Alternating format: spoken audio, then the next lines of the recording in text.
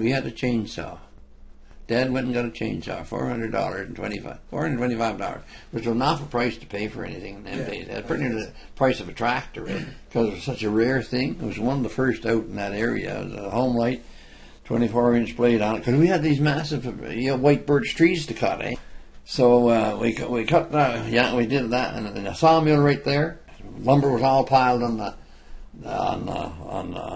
pond, and then when the ice went out in the spring, then the logs all settled into the water. And as soon as the ice was gone, and all the wood offal was piled up in the field, and we sold 100 cord of wood off of that lumber.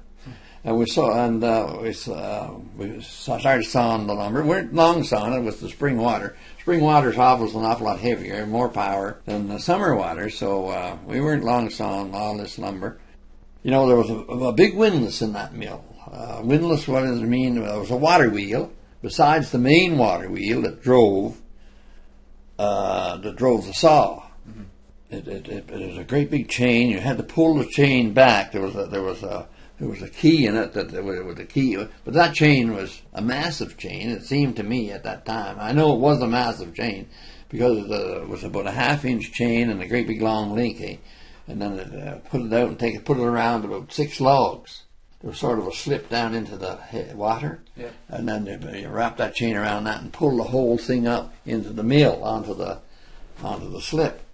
And then you saw that all up and do the same thing. You'd pile a whole pile up right there at the saw.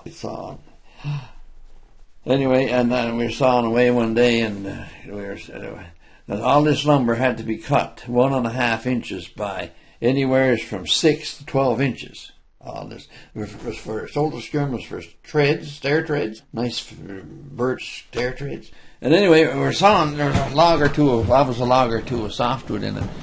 I think I was carrying from the Sacosan was sawing, and somehow I tipped up a 2x4, and it caught the top of the saw, and that was a 5.5-foot saw, and it sort of slid into it, and made like a long sliver, and then it tore it right out of my hand, and it went by Colson. I know 2 or 3 inches, tore his shirt right under his arm, and went, 500 feet out into that pond, and that sharp end of that 2x4 stuck into the ice, and 3 of us couldn't pull it out. That's the drive that went by that boy. It would have went clean through him. It went clean through him, just like a giant Indian spear or something, Yeah. Because it went out in that pond, but it did. The ice in the pond would obviously make a little crack, with the ice would freeze and then a crack in it.